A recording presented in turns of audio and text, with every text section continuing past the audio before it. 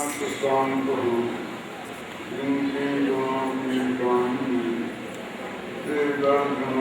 महान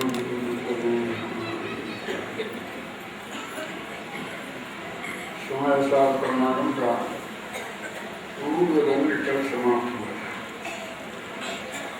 जिसमें अंत में आचार्य देव ने सबको खुला आमंत्रण दिया था कि सारा जगत आकर के ज्ञान रूपी समुद्र में डुबकी लगा रहे। हम तो लगा ही रहे हैं, लेकिन सारा जगत लगा है। लोक में ऐसा होता है, जो चीज हमें उपलब्ध होती है, हम चाहते हैं कि वो दूसरों को उपलब्ध न हो, लेकिन यहाँ आचार्य देव को जो चीज उपलब्ध हुई है, उनकी भावना है कि सारे जगत को ये चीज उपलब्ध हो, यद्यपि ये संभव नहीं है, लेकिन भावना में कंजूसी नहीं होती।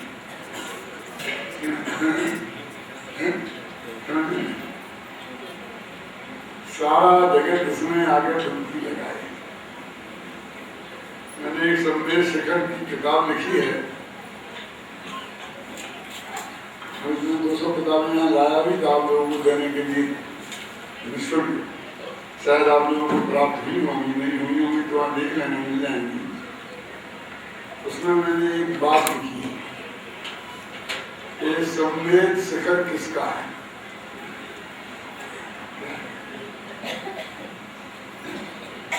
इसके हम कितना झगड़ा कर रहे हैं। वे कहते हैं हमारा है, हम कहते हैं हमारा है, वो सब है। लेकिन संवेद शिखर हमारी पत्नी नहीं, माँ है। क्या मतलब? हमारी माँ को सारी दुनिया माँ कहे तो हमें ऐतराज नहीं होता है। क्यों? माँ साहब कहे हमारी माँ से तो हमें तकलीफ होती है, लेकिन हमारी पत्नी को कोई पत्नी कहे तो लेने के देने पड़े।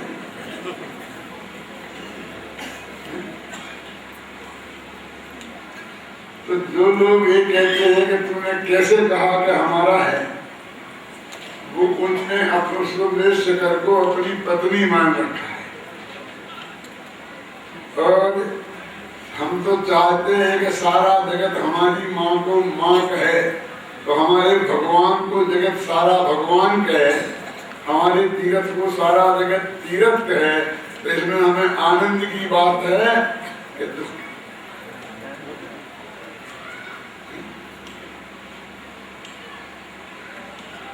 एक पॉइंट पर मैंने और ध्यान दिलाया है। उसमें ये व्याख्यान तो मैं संवेद शिखर में विस्तार से करूंगा, 23 तारीख से 27 तारीख तक का कार्यक्रम उसमें।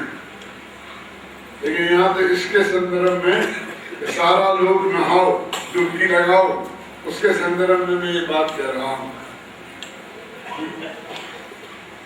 कि हम जिसको इस रूप में देखते हैं कि जो हमारे मित्र हैं या शत्रु हैं, मैं ये कहता हूँ कि हमारे वे बिछड़े हुए भाई हैं। जब भगवान महावीर के समय शरण में हमारे बाप दादे एक साथ बैठे होंगे,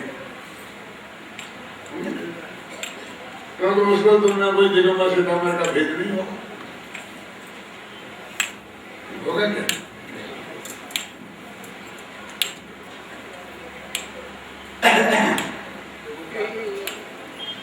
और अभी हम बिछड़ गए।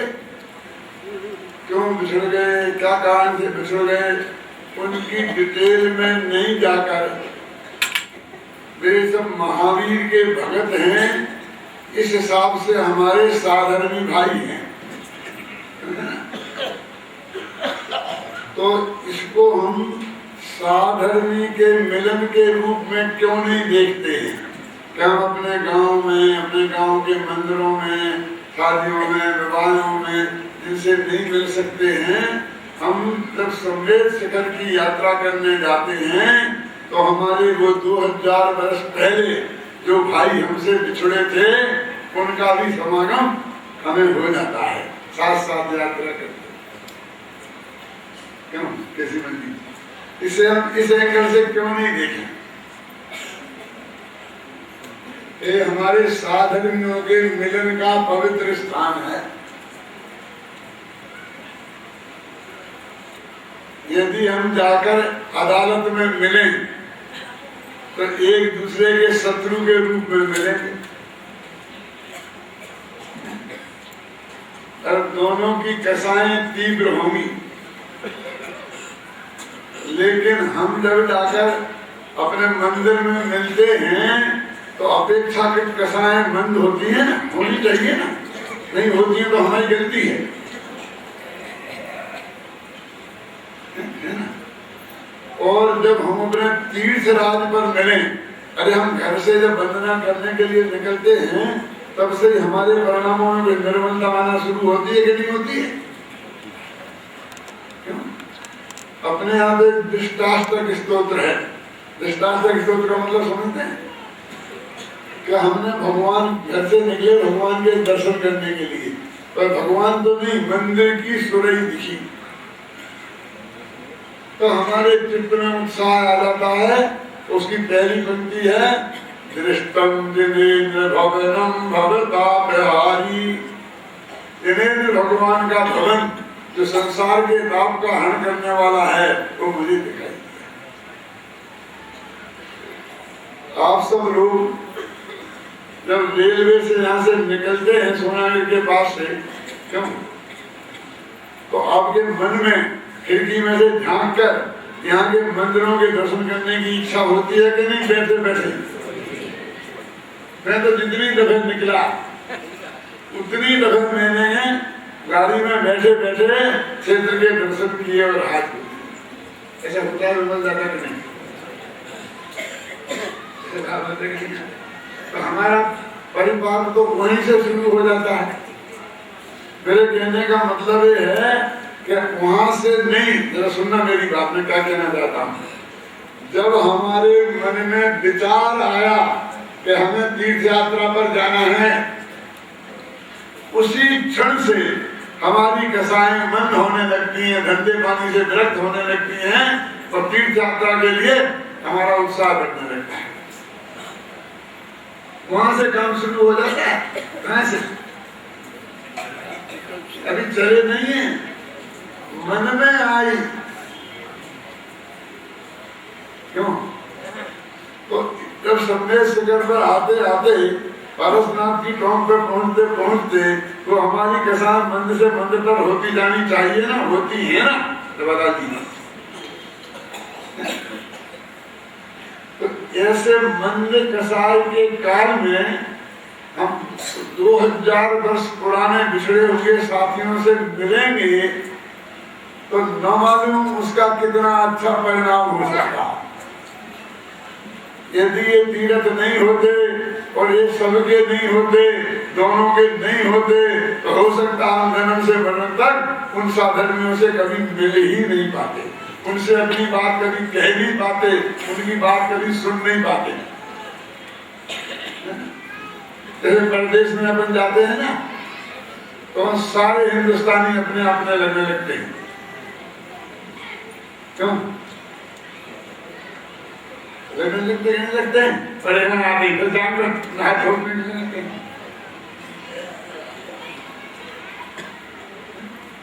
तो ये ऐसी पवित्र जगह पर ऐसे मंद कसाई के परिणामों में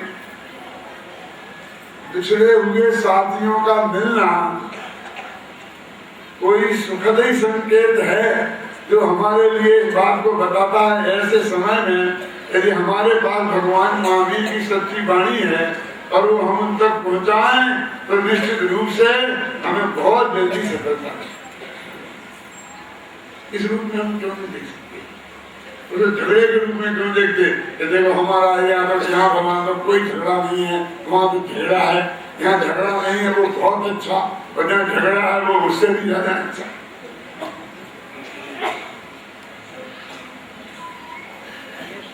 क्यों? जैसे कि अपन भाई भाई हमें आपस में झगड़ा होकर न्यारे हो जाते हैं और हो सकता 10-20 साल तक एक दूसरे के घर में नहीं जाए तो कैसे मिलेंगे? तो मंदिर के दर्शन करने दोनों आएंगे तो मिले ही जाएंगे ना, और उनकी के साथ संबंध होगी। कितनी वैज्ञानिक और हमारे कल्याण की बात है हमें सोचने की।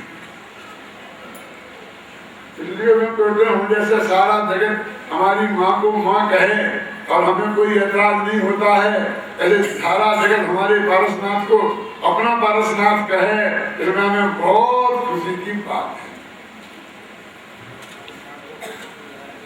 है। हिंदी प्रॉब्लम है।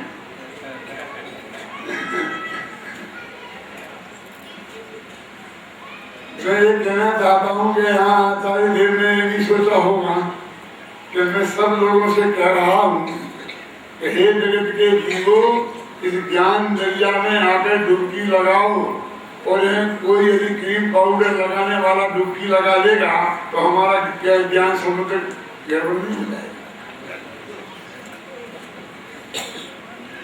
मैंने इनके प्रश्न का जवाब दिया है, इनका प्रश्न मैं आपको बताऊंगा नहीं। नहीं अरे भाई मैं ये कहना चाहता हूँ, मैंने कल भी एक बहुत भारी संकेत दिया था कि हम सब भारतवासी एक हैं।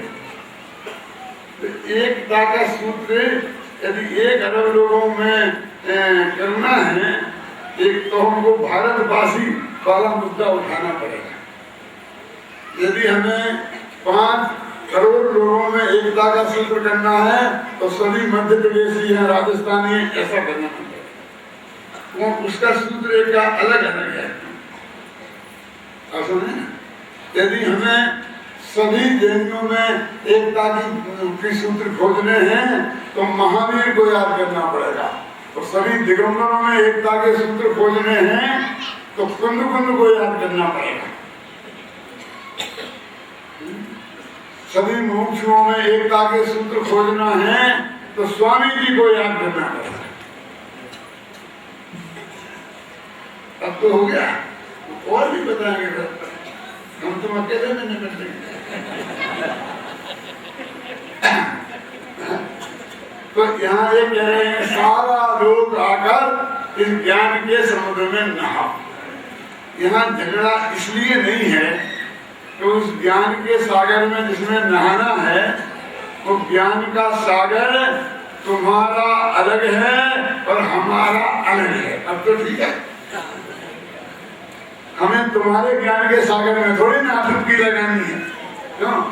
हमें अपने ज्ञान के सागर में डुबकी लगानी है और तुम्हें अपने ज्ञान के सागर में डुबकी लगानी है। क्यों मंगला जी? अपन पढ़ा था ना वो छंद, मुझे बार बार याद आता है वो, कितना करना। हे भव्य दिन, इस लोक के सब एक साथ नहाइए, अरे इसे अपनाइए, इसमें मगन अपने अपने नहाए, एक साथ करें, एक साथ लगा नहीं क्या करें। तो आप जब संस्कृत में पढ़ के बताओ ना, आप मज्जंतु निर्भर ममी समवेद लोका, हे सारा लोग एक साथ, समवेद माने एक साथ इस ज्ञान के दरिया में डुबकी लगाओ। आचार्य देव ने इसे पूर्व रंग के अंतिम कलश में ऐसी भावना भाई सारे जगत को आमंत्रण दिया। और अगला अधिकार जिसे आचार्य आचार्य अमृतचंद्र जीवाधिकार कहते हैं और आचार्य जयसेन अजीवाधिकार कहते हैं। इसी डिटेल में मैं नहीं जाऊंगा, पढ़ना हो तो हमारा सुंदरसार अनुशीलन पढ़ना, उसमें सब बातें बहुत विस्तार से लिखी। इतनी मोटी बात समझ लेना, अमृतचंद्र कहते हैं जीवाधिकार और वो कहते हैं अजीवाधिकार। उसके मंगलाचरण में उसी ज्ञान के समुद्र को, उसी ज्ञान के सागर को नमस्कार करते हैं, जब वापस करते हैं। जीवाजीव विवेक पुष्कल दिशा प्रत्यायात पार्षदान आसंसार विविध बंधन विधेत ध्वंसापिसो ध्वं स्फुटत् आत्मा राम अनंत धाम महसा अध्यक्षेण नेत्योदितम् धीरोदात्मनाकुलम् विलसति ज्ञानम मनोहादयत्। एक ज्ञान मेरे मन को प्रसन्न करता हुआ, है ना, धीर और उदात्त ज्ञान विलास कर रहा है, मेरे हृदय में उछल रहा है। वह कौन सा ज्ञान? धीर और उदात्त ज्ञान। जिस ज्ञान में सारा जगत नहाए, सारा जगत तो केवल ज्ञान में ही नहाता है, तो समझ लो वो केवल ज्ञान। ज्ञान स्वभाव समझ लो केवल ज्ञान। तीन तरह की बातें आती हैं, ज्ञान स्वभाव भी, केवल ज्ञान भी और सम्य ज्ञान ज्योति भी। जहाँ जैसी अपेक्षा हो वहां वैसा कर लेना चाहिए। देखो इसका भी अपन शब्द पढ़ते हैं, अनुवाद सवैया छंद है। जीव और अजीव के विवेक से है पुष्ट जो, ऐसी दृष्टि द्वारा इस नाटक को देखता, अन्य जो सभासद हैं उन्हें भी दिखाता और आगे खुद देखता और सारी सभा को दिखाता। देखा ना कितने क्लियर। पार्षदान, पार्षदान माने सभासद, सभासद माने सभा में बैठे हुए। आप सब पार्षद हो। नगरपालिका में सुना था पार्षद, नगरपालिका में सुना था, देखो समय सारणी है लिखा। प्रत्यायत पार्षदान, अपने संपूर्ण पार्षदों को, अपने सारी सभा को, जीव और अजीव के विवेक से है पुष्ट जो, ऐसी दृष्टि द्वारा जो, ऐसी दृष्टि द्वारा जिससे नाटक को देखता, अन्य जो सभासद हैं उन्हें भी दिखाता और दुष्ट अष्ट कर्मों के बंधन को तोड़ता। जाने लोका लोक को निज में मगन रहे, जाने लोका लोक को निज में मगन रहे, विकसित शुद्ध नित्य निज अवलोकता। ऐसो ज्ञान वीर धीर मंग भरे मन में, स्वयं ही उदात्त और अनाकुल सुशोभिता। यहाँ सम्यक ज्ञान को, सम्यक ज्ञान ज्योति को, केवल ज्ञान ज्योति को नमस्कार किया गया है।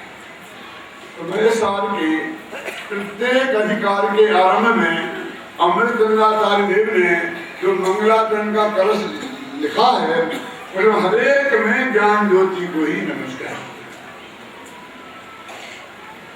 तो कोई का कोई छंद हरे कृष्ण में लिख लो, ज्ञान ज्योति तो कोई की कोई है, लेकिन अंतर क्या आ गया? आप कैसे पता लगाएंगे? एक कर्ता कर्म अधिकार का मंगलाचरण है, ये पुण्य पाप अधिकार का मंगलाचरण है, ये जीवा जीवाधिकार का मंगलाचरण है, पता कैसे लगाएंगे? तो जीवा जीवाधिकार की बात कहेंगे तो ये कहेंगे कि जीव और अजीव को भिन्न पहचानने वाली ज्ञान ज्योति को नमस्कार है।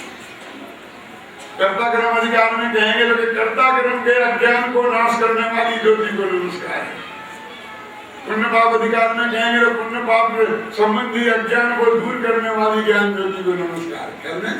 तो उसका वो विशेषण जो अधिकार है उस संबंधी अज्ञान को नाश करने वाले केवल ज्ञान को वो नमस्कार करते हैं, क्योंकि जीवा जीवाधिकार है। तो जीव को अजीव मान लेना जो अज्ञान है, अजीव को जीव मान लेना अज्ञान है। तो जीव अजीव के बीच में भेद विज्ञान करने वाली जो ज्योति है उसको प्रकट करता हुआ जो ज्ञान प्रकट हुआ है उसको ज्ञान ज्योति कहा।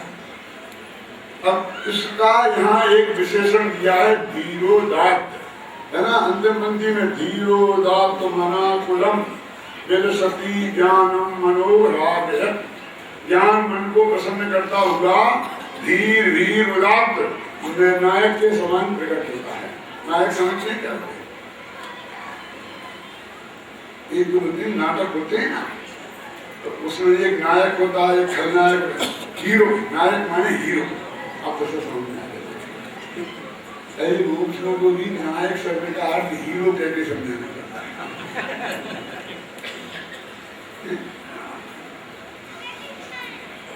तो भारतीय साहित्य में एक नाटक जो महाकाव्य होता है, नाटक काव्य भी होता है, महाकाव्य भी होता है। तो उसमें एक नायक होता है और एक खलनायक होता है और उनका संघर्ष होता है। और कभी ये ऊपर वो नीचे, कभी वो नीचे, ये ऊपर होते होते अंत में नायक की जीत हो जाती है और खलनायक। तो इतनी सी कहानी होती है।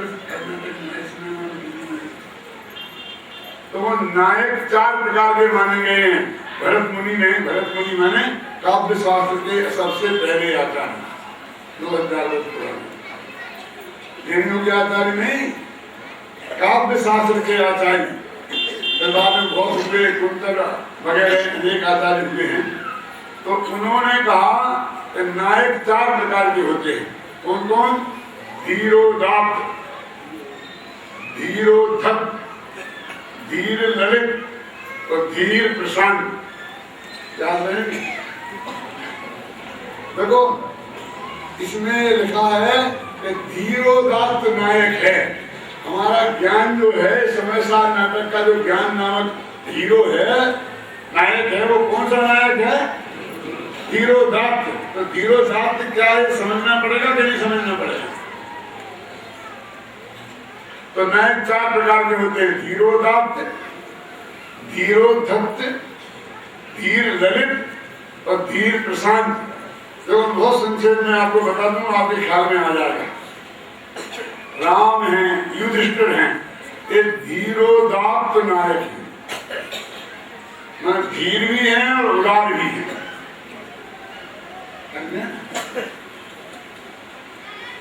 रावण जैसे लोग हैं, वो धीरोद्धत नायक है। धीर भी तो है लेकिन उद्दंड है।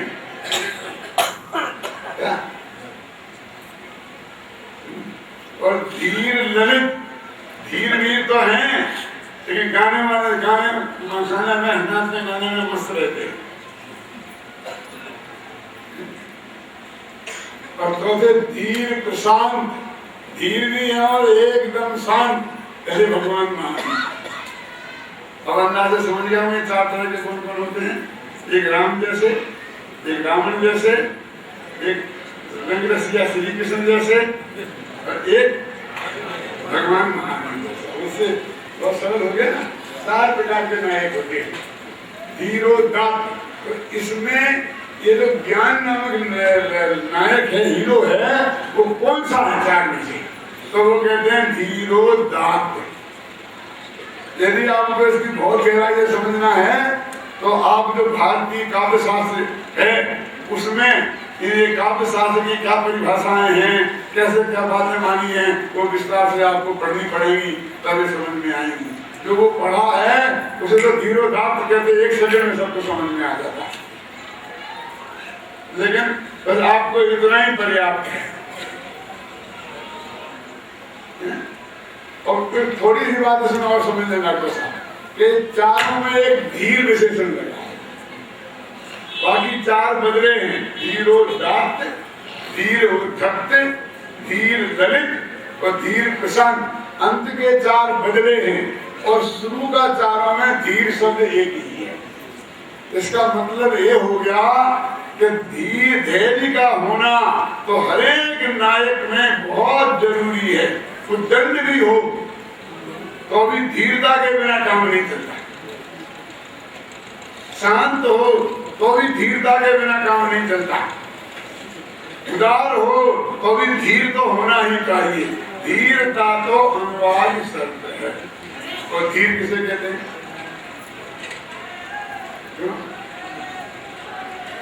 एक होते हैं वीर और एक होते हैं धीर।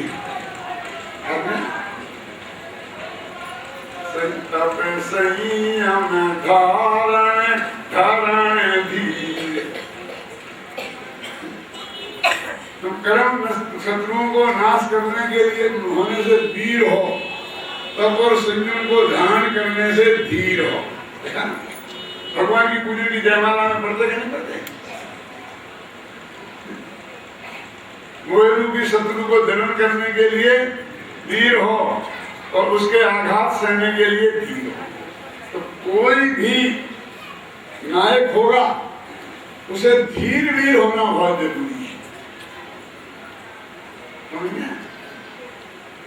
वीर बोलते हैं आक्रमण करने की शक्ति को, वीरता बोलते हैं आक्रमण करने की शक्ति को, और धीरता बोलते हैं आक्रमण को सहने की शक्ति को। बहुत सरल है, समझने लायक बातें हैं बतलाने। तो हम आक्रमण करने में ताकत नहीं हो तो शत्रु को हराएंगे कैसे? और जब हम उससे लड़ेंगे तो ऐसा थोड़े कि हम मारेंगे वो पिटेगा ही पिटेगा। वो भी तो अपनी ताकत लगा के जितना बनेगा तो थोड़े बहुत वो भी तो करेगा ना, वो भी हमारी पिटाई करेगा। तो पीटने वालों को पिटने की प्रैक्टिस पहले करना चाहिए। कैसा धीर माने पिटने की शक्ति, उसका नाम है धीर। ये जो मुक्केबाज पहलवान होते हैं ना, मुक्केबाज तो अकेले उनको मारने, मुक्का मारे तो किसी की बात नहीं चाहिए, मुक्का को बर्दाश्त कर सके ऐसी ताकत चाहिए। मारने की प्रैक्टिस इतनी बड़ी चीज नहीं है इतनी मुक्के खाने की ताकत। क्योंकि जब हमने मारने गए और उसके पहले ये उसने जड़ दिया और हम बेहोश होकर गिर गए तो फिर वो काम खत्म। अकेले मारने की शक्ति से काम नहीं चलता भाई साहब, बर्दाश्त करने की, सहन करने की क्षमता भी चाहिए। पद्म पुराण की एक छोटी सी घटना का मैं आपको उदाहरण देकर ये बात समझाऊंगा तो आपके ख्याल में आएगी। लक्ष्मण जी रामचंद्र जी वन में गए, सीता जी साथ में थी, तो आप सबको मालूम नहीं है। तो जंगल में रहते थे और फिर खाने पीने की व्यवस्था तो करनी पड़ती है ना, तो उसके लिए तो गाँव में जाना ही पड़ता था। तो वो सब काम लक्ष्मण करते थे। आराम से में रहते थे और ये सब बाहर की रक्षा का ड्यूटी देना, सुरक्षा गार्ड थे ना, तो वो काम सब लक्ष्मण करते थे। नगर में जाना, खाने पीने की व्यवस्था करके जाना, ये सब काम। और जहाँ जाते थे कोई ना कोई उपद्रव करके आते हैं, बहुत उपद्रव किए। पढ़ो ना पद्म पुराण, पढ़ो पद्म पुराण, समझ राम कहानी आई है हमारे श्रद्धा प्रभा में लिखी है, उसे पढ़ने में वो सारी व्यवस्था उनको करनी पड़ती थी। तो वो जिस नगर में जाते थे तो धीर वीर तो थे ही वो, तो कहीं ना कहीं कुछ ना कुछ होता नजर आता था। एक नगर में गए, लिखा है उसमें, तो डिंडोरी पिट रही थी। तो राजकुमारी ने ये निर्णय किया है क्या कि जो उससे जीतेगा लड़ेगा बात कुछ में भी तो मैं उसके साथ शादी करूंगी और नहीं तो उसको सजा हो जाएगी, हो जाएगी। जो कुछ भी ऐसा होता था पुराने जमाने में घट जाता, कोई भी कोई घटना ऐसी घट जाती थी और बस देर सुनी तो फटाफट पहुंच जाते थे। तो वहां पूछा जाता था कि तुम कौन हो, कौन से कुल के पैदा हो, कहाँ हो। बाद में लड़ने का चांस दिया जाता था। क्योंकि बाद में कोई हीन जाति का निकला और राजकुमारी इससे हार गई, क्यों? तो उसके साथ ही शादी करनी पड़ेगी ना, तो पहले कुंडली तो मिला लो।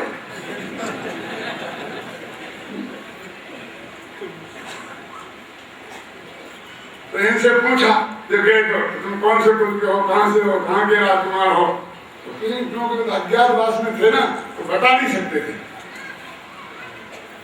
नहीं, तो कोई नहीं पता, कुछ नहीं करना हूँ, मेरा नाम में एक आदमी हूँ, कोई भी हूँ, इससे क्या लगा तुम्हारी सब पूरी करूँ तो झगड़ा शुरू हो जाता है। झगड़ा जब जनता करें और माने नहीं तो वहाँ झगड़ा शुरू हुआ। तो एक उसमें क्या हुआ कि इनके ऊपर सामने वाले ने तीर चलाया, तो इनने एक हाथ में पकड़ लिया, दूसरा चलाया दूसरे हाथ में पकड़ लिया, तीसरा आया तो ऐसा पकड़ लिया, चौथा आया तो ऐसा पकड़ लिया, पांचवा आया तो ऐसा दाब लिया, छठवां आया तो ऐसा दाब लिया। साथ में क्या करेगा? सातवां आया तो ऐसा मोह किया बदले में इनके तर्कस में भी तीर थे, तो मार सकते थे, ख्याल में आई ना, लेकिन उन्होंने आक्रमण नहीं किया। आक्रमण को भरे धैर्य से सहा। इतने में ही सारी सभा स्तब्ध रह गई कि ये कहाँ का खून हीरो आ गया। ऐसा मुंह कर लिया, जरा टूट जाता, अंदर चला जाता, तो समय पर दाब दिया और वहीं पिछ के रह गया वो। प्रकाश जी, उतने में ही उन लोगों ने हार मान ली।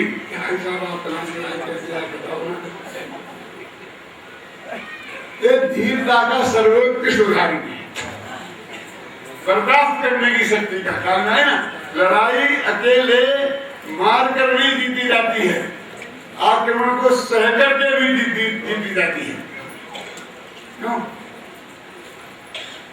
एक मुक्के बाद सामने आमने आए, पहले सब खड़ा हो जाए तो लगा तेरे में लगाना है, बदले में ऐसा हाथ भी लगा, बचाए भी नहीं। अब धमाधम लगा है, लगा के कुछ नहीं तो क्या होगा? आग खड़ा होगा, वो उसमें ही सारा पुरुषार्थ प्रकट हो जाएगा कि नहीं हो जाएगा। मारने की जरूरत कहाँ है? ऐसे कई उदाहरण है, कह दिया ना उनने, तेरे मेरा पैर रखा है, हटा दे, लड़ाई काम क्या करना है, हटा दे, मेरी उंगली मोड़ दे। क्या करता है? और सारे मिलकर के उंगली नहीं मोड़ पाए, अब लड़ाई का काम रह काम है। तो ये धीरता का उदाहरण है कि नहीं?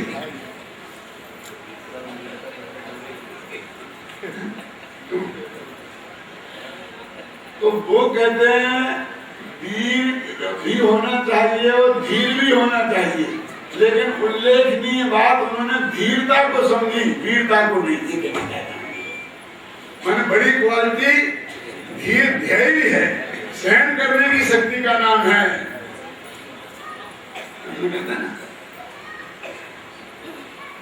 खोद खाद पृथ्वी सहे और काट कूट बन रहा है, और कुटिल बचन साधु सहे और से सहे न जाए। क्यों? यहाँ भी धीरता की बात आई कि नहीं? तो हमारे धीर है कभी किसी को मारते नहीं, हथियार तो कोई रखते ही नहीं। क्यों? उनकी सारी वीरता तो धीरता में ही है। कैसे उत्सर्गा है? क्यों? तो हमारा जो ज्ञान नामक हीरो है, नायक है, वो कैसा है? धीर है। सारा लोग उसमें घुस जाए तो उसे रंज मात्र भी घबराहट नहीं होती है। हमारे घर में 4 मेहमान आ जाए तो सब घर में नीचे ऊपर हो जाता है, चाय के लिए दूध है कि नहीं है, भोजन की व्यवस्था हो सकती है कि नहीं है, सब फोन करके बताते तो बहुत अच्छा रहता। तो 4 आदमी घर में आए और तुम इतने आकुलित हो गए, और जिसके घर में नहीं ज्ञान में और सारा लोकालोक प्रवेश कर जाए और उसके माथे पर सल नहीं पड़े, उसका अनंत सुख भंग नहीं हो, अनंत वीर जिसके अंदर है ना, तो कैसे वो वीर प्रकट हुआ? वो धैर्य से प्रकट हुआ। सारा लोकालोक प्रवेश कर जाए और पंच मात्र भी कोई फर्क नहीं, ये मेरा ये परा ऐसा कुछ नहीं, बस आओ घर को जाओ तो करो। कैसा है नायक? और दूसरा उदात्त है, उदार है। उदात्त क्या होता है? पहले आपने सुना होगा चक्रवर्तियों की दिग्विजय की कहानी, ध्यान से पढ़ी हो प्रथमानी योग में। तो लखनऊ में लड़ाई हुई, खूब लड़ाई हुई, और लड़ाई होकर जीत गए। एक राजा ने दूसरे राजा को बंधक बना लिया और फिर उसी गांव का राजा बना के उसका राज तिलक कर दिया और कहा तू ही संभालना, बस तूने मेरी अधीनता स्वीकार कर ली अब बस मैं केंद्र का राजा हूँ, ये प्रांत तेरे को ही संभालना है, थोड़ा बहुत टैक्स दे देना। इसके लिए नहीं कि मेरे पास पैसे की कमी है, इसके लिए कि जिससे सिद्ध रहे कि तू मेरे माता है। बस करना, ये जेल में डाल दो, ये फांसी पे चढ़ा दो, क्यों सद्दाम हुसैन जैसी हालत करो, शासन में कोई नहीं, ऐसा ही होता। बस इतनी सी बात है। बाहुबली को भरत ने ललकारा था तो क्या करते हो, सेकंड के राजाओं को जीत के आए तो अपने माथे पे बांध के लाए वो राज, क्या उन्हीं को समझा आए, क्यों चक्रवर्ती में ऐसे ही होता है। और बाहुबली भी स्वीकार कर लेते तो बेदखल कर देते, क्यों कोदनपुर के राजा तो बाहुबली को ही रहना था ना, और ना सही बाहुबली तो उनके बेटे तो रहे ही ना फिर आगे। ये है उदाहरण।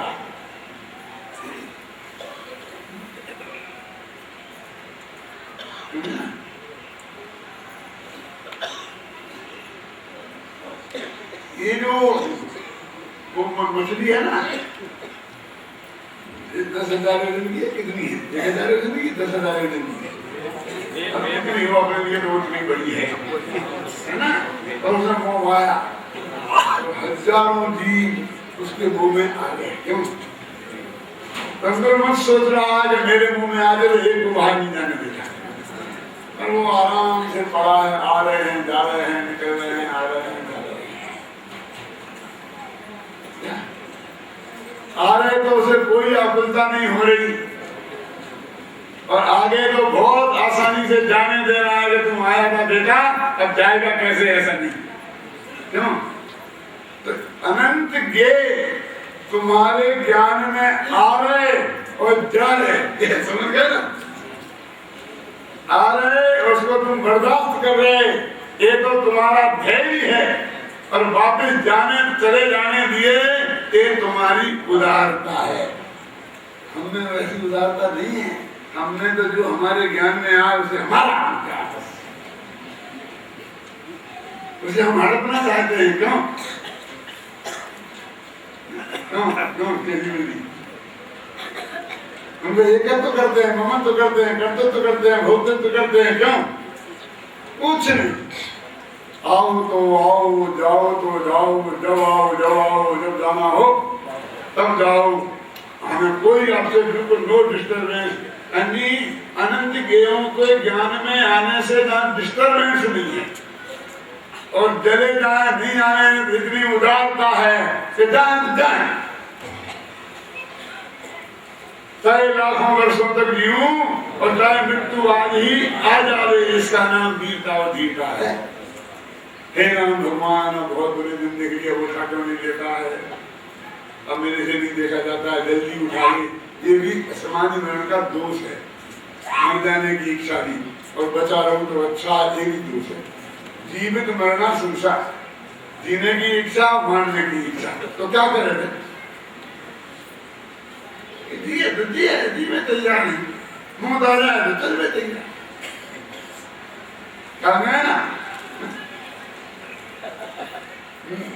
जीवन से घबराहट है ना मौत से घबराहट है, ये तो परिणाम है, आने जाने वाली है।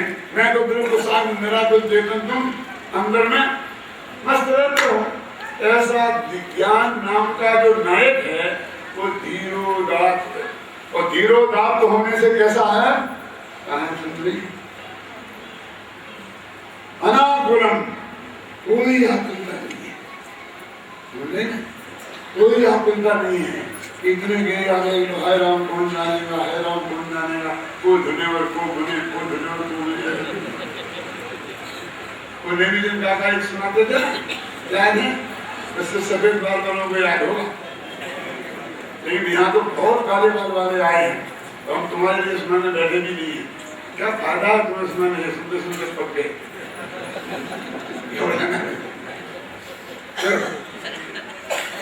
ये एक वो था दुनिया समझते हो ना, तो दुई धुनते हैं, तो रोजाना एक दो रजाई भरता था, 2-4 किलो दुई धुनता था, तो दिन में धुनते धुनते उसके हाथों में बहुत दर्द होने लगता था। एक दफे वो दुनिया बम्बई गया, और बम्बई में जाके रुई बाजार में गया तो वहां रुई के ढेरों के पहाड़ लग रहे थे। मैं देखे इतनी रुई, आए राम इतनी रुई। वो तो उसे रुई ज्यादा दिखती थी ना तो घबराहट छूटती थी, थोड़ी सी भी 2-4 किलो में इतनी रुई तो एकदम उसका दिमाग खराब हो गया, पागल हो गया। और कहने लगा लोग को धुने इतनी रुई को कौन धुनेगा, कौन धुनेगा भैया, मेरे बस की तो नहीं। जैसे सारी रुई इसी को धुने क्या को बने और को धुने, खराब रहेगी को बने और को धुने। बहुत डॉक्टरों को दिखाया, इलाज किया, आपको समझ में नहीं आया तो मनोवैज्ञानिक डॉक्टर के पास गए।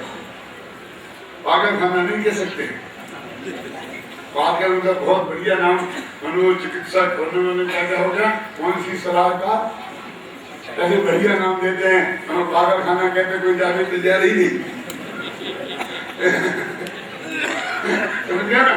तो उसने सारा पूछा क्या हुआ, कैसे हुआ, सब बताओ, कब गए थे, कहाँ गए थे, कैसे गए थे। तो कहानी सुनते कहा मुंबई में गए थे और रुई की बाजार गए, बहुत बड़ा ढेर देखे और तब से उन्हें ये बीमारी होगी, हमारे कौन भूत प्रेत लग गया। अच्छा कि ये बात है, अब कोई बात नहीं, ठीक हो जाए। कोई दवाई हाँ देंगे, जाओ लड़ा दिया, भर्ती करा दिया, ठीक है। एक लड़के को बुलाया, उसने उन्हें एक अखबार छपाया और उसमें मुंबई के रुई बाजार में आग लग गई और जितनी गांठें थी वो सारी भस्म हो गई।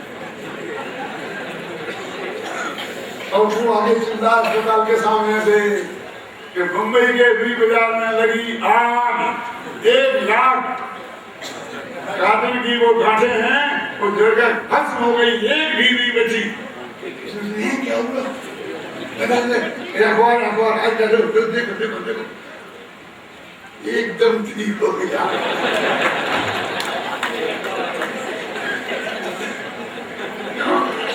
अब मुझे नहीं धंधा पड़ेगी।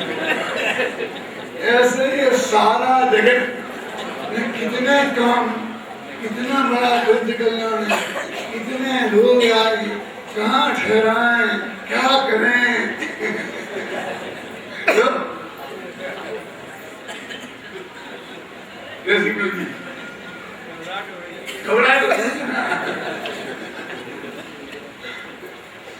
अरे भाई, तो उन्होंने समझाया कि प्रत्येक द्रव्य का परिणाम स्वतंत्र है, उसका कर्ता भी वो ही है और जो अपने का करता है उसमें भी कुछ करना नहीं है, होता है उसी को करना चाहिए।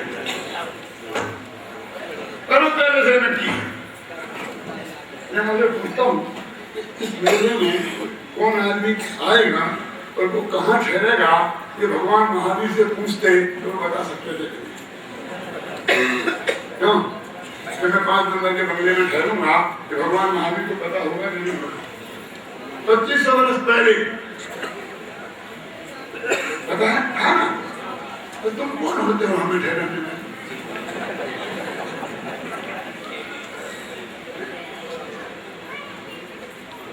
तुम पूछते क्यों फिर? तुम बता दो केवली को तो हमें नहीं था इसलिए पूछ रहे थे। क्यों? मैं किसी से बैठा था ना कि कौन को कहाँ ठहरना है, ये सब केवल ज्ञान में नक्की था ना, इतना ज्ञान में आगे ठहरने आया ना। अब कितने यात्री आए और वो उनको कहाँ ठहरना है भगवान महावीर से पूछो।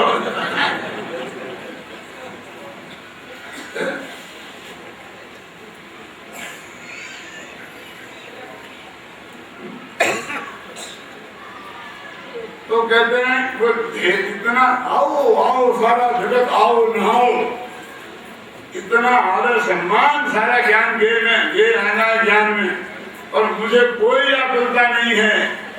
और वो कहते हैं क्या लिखा था सब तीसरा शब्द, तो उनका आनंद, वो आनंद उनका उससे भग्न नहीं होता। मैं आए तो भी नहीं और गए तो भी। तुम मेहमान आया तो बहुत जगह लिया, बहुत अच्छा लगा, आपके आने में बहुत अच्छा लगा, बहुत अच्छा लगा, मजा आ गया। देख अब भैया कल यहाँ सुना हो जाएगा, रहा नहीं जाएगा, घर खाने को दौड़ेगा, बेटी की विदाई होगी, लगता है नहीं। ये कमरा कल से सूना हो जाएगा, ये कमरा देखा नहीं जाएगा, ये बेटे बहुत ज्यादा नाम लगे क्यों? तो मैं कहते बेटी को सूना हो जाएगा, देखा नहीं जाएगा,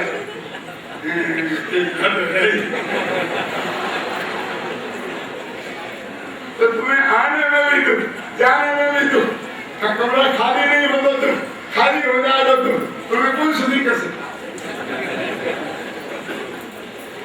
मगर हमारा ज्ञान ऐसा नायक है कि अनंत के आओ तो आनंद नहीं, जाओ तो दुख नहीं, आओ तो आओ और जाओ तो जाओ, कोई फर्क नहीं। और किसी का हमको कुछ नहीं करना है, क्योंकि वे सब अपना अपना करेंगे। वो करेंगे क्या? होता स्वयं जगत परिणाम, मैं जग का करता क्या काम।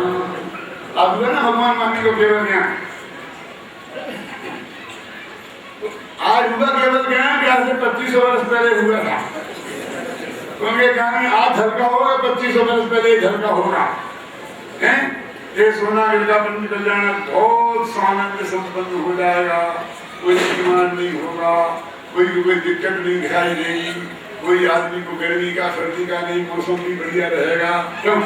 मौसम भी परेशान नहीं करेगा और बिल्कुल सब पूरी तरह शांति से संपन्न हो जाएगा। ये उनने देख लिया होगा कि नहीं देख लिया?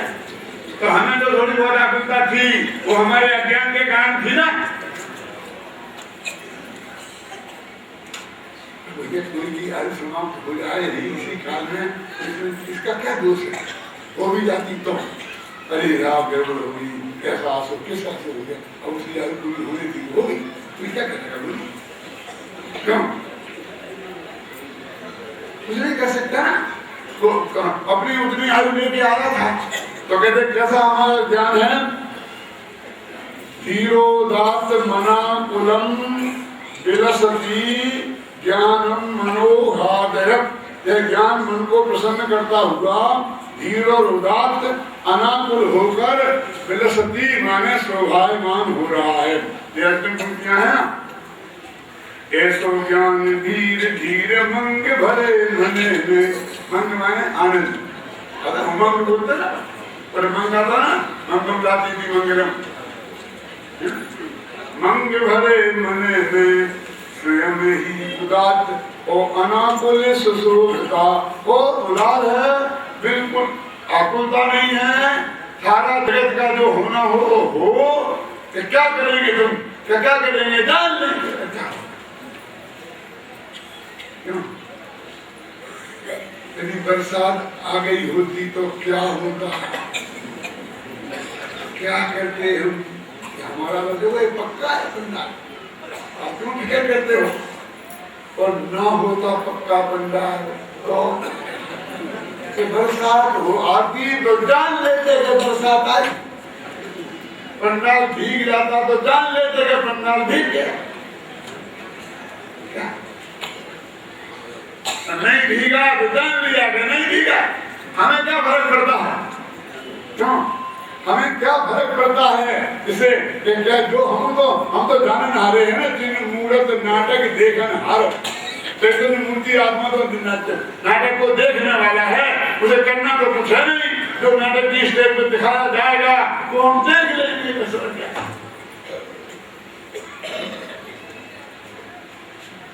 और हम कोई आकुलता होने वाली नहीं है। हम किसी में इष्ट बुद्धि करें और किसी में अनिष्ट बुद्धि करें तो फिर हमारे लिए आकुलता होने का प्रसंग आएगा। प्रसन्न कभी खुश, कभी नाराज, कभी घबरा, कभी फिर पता ये दिक्कतें खड़ी होगी, समझे ना। और यदि वो नहीं है तो कुछ नहीं। अभी मैं भी सोचता था, बहुत लोग कहते भी थे खेती को गहरी गहरी बातें करते, ज्ञान का ये मैंने ऐसा होगा, ऐसा कुछ नहीं होता, ऐसा नहीं होता, ज्ञान में कुछ नहीं होता। कौन समझता? ये सीधी सरल बात क्यों नहीं कहते थे? एक लड़का आज मेरे पास फोन है, दिवाली एक लड़की बोली थी कि मेरा नाम अर्चना है, मेरा एक प्रश्न है, जब बोल भैया भगवान महादेव की धुनी में कहते ही उसी समय की बात थी। तो उसने कहा तुम 3 दिन से कह रहे हो, मैं बराबर ध्यान से सुन रही हूँ, कि पर के जानने से कोई बंध नहीं। तो मैंने कहा कि ये लोग कहते किसी की समझ में नहीं आता, तो इस सब की समझ में आता है, ये मेरी समझ में आ गया। उसका प्रश्न सुनकर घबराने की जरूरत नहीं है। अब उसका अगला प्रश्न सुनो कितना मान्य। ये जो सुबह सुबह राग है ना हमने हो रहे हैं, तो इनको हम जान लेंगे तो बंद नहीं होगा ना। फिर अब समझ में आया हमें बीमार हो जाना तो जानने से बंद नहीं होगा। लेकिन हमारे अंदर जो सुबह सुबह राग हो रहे हैं, तो भी छिड़के हो रहे हैं ना, तो इनको हम जान लेंगे तो बंद नहीं होगा ना। तो क्या तो अपना मानने से बंद होगा, हमने अपना नहीं माने तो जान ले तो बंद होगा कि नहीं होगा। सब सोचो मन में जवाब।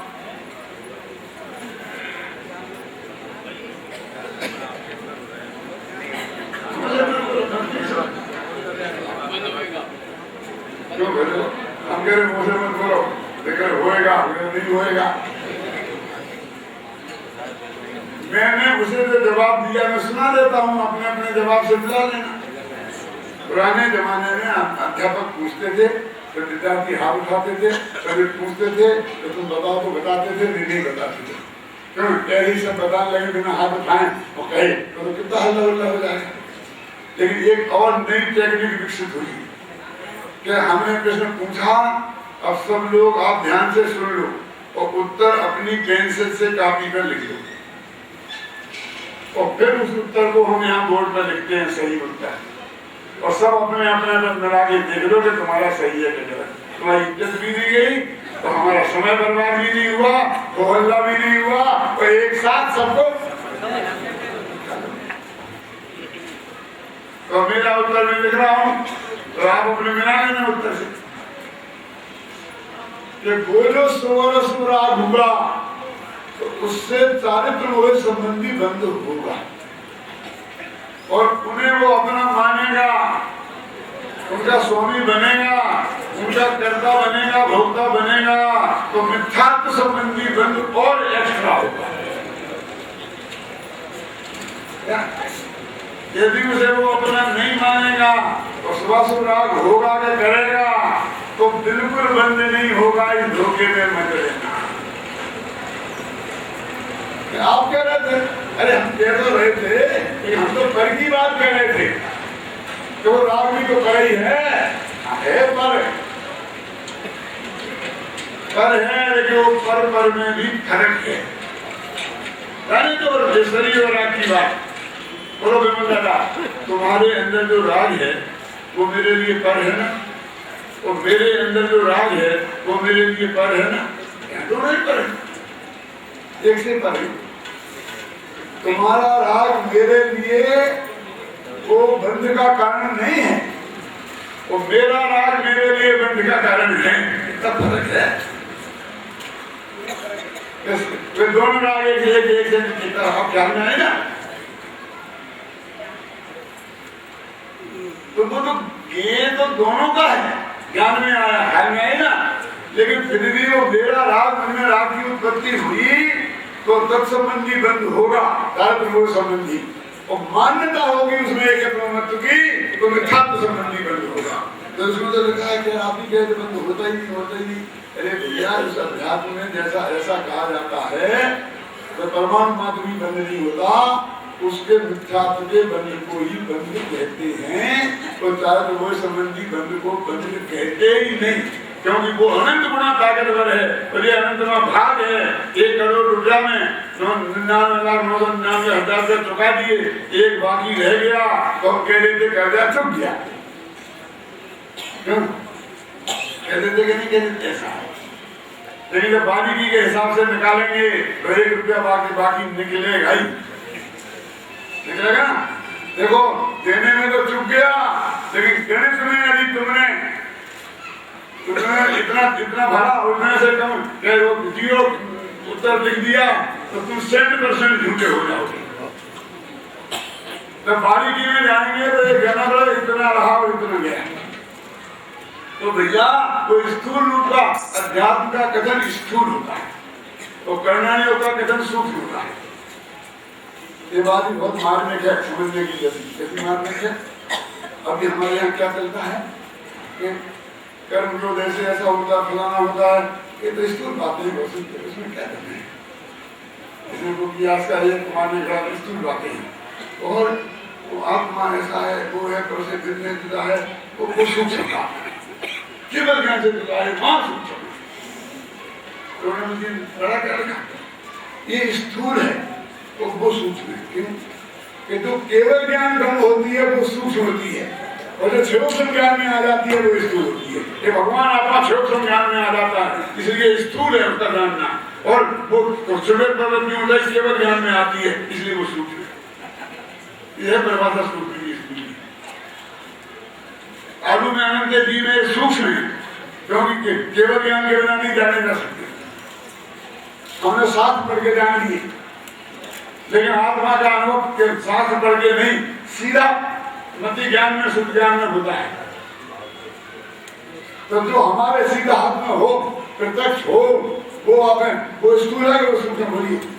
मेरा आत्मा का अनुभव मेरे लिए स्थूल है, और तुम्हारे सुख का अनुभव मेरे लिए सूक्ष्म है। क्यों? मैं उसका अनुभव थोड़ी कर सकता। स्थूल सूक्ष्म की परिभाषा क्या है, मुझे नहीं पता। ये तीन अनुयोग सूक्ष्म है और अध्यात्म स्थूल है। ये परिभाषा पचेगी नहीं, क्योंकि हमने समझ लिया कि सूक्ष्म तो महान होता है और स्थूल खराब होता है। हमने ऐसे मन में मान लिया ना, ऐसा कुछ है नहीं, ये तुम्हारे दिमाग की कल्पना है। क्योंकि वो केवल ज्ञान गम है। 1 लाख लोगों का जम्मूदीप केवल ज्ञान गम है। लालू के अनंत एक जम्मूदीप माने वो करना नहीं होगी। समझ में? ये कौन सा कर्म का होता है, कहाँ बंद कितनी होती है, कैसी विच्छित्ति होती है, ये केवल ज्ञान गम है, इसलिए सूक्ष्म ज्ञान आ गया ना। और आलू में अनंत जीव होते हैं, ये चरण योग सूक्ष्म है। वो भगवान आदिनाथ के 2 बेटे थे, ये सूक्ष्म के स्थूल। हाँ, तो ये अपन सीधे नहीं देख सकते, जान सकते, पर आपने देखा है महापुराण में, उससे जाना केवल ज्ञान गम है। सूक्ष्मांतर दूरा था आता ना, कोई सूक्ष्म कोई अंतर से वो दूर करती है ना। और भगवान आत्मा हाजिर हुजूर है। क्यों? गर्दन झुकाई देख ली, तस्वीर खुदा तेरे हृदय के आईने में है, जब चाहिए गर्दन झुकाई देख ली। क्या है दिक्कत? कितना सरल काम है, अपने पास अपन को देखना, क्या करना है। ये पंडित जी तुम्हें पता नहीं है, तुमने कहते गर्दन झुकाई देख ली। अरे गर्दन झुकाना इतना आसान काम है। जब कभी कभी रात में ट्रेनिंग करके बड़ी रहती है, तो हो जाता है ना, तो जरा सी हिलने में प्राण निकलते हैं। और फिर हम उस देश के वासी हैं, गर्दन कटा सकते हैं पर गर्दन झुका सकते नहीं। क्या बात करते हो? गर्दन झुकाई देगी, गर्दन झुकाना कोई आसान काम है? और दिखेगा क्या? खुद नहीं, खुदा। और खुदा नहीं, खुदा की तस्वीर खुदा हृदय के आईने में है, गर्दन झुकाई। अरे भाई ये ध्यान दर्शन की बात नहीं है, ये तो खुदा के देखने की बात है।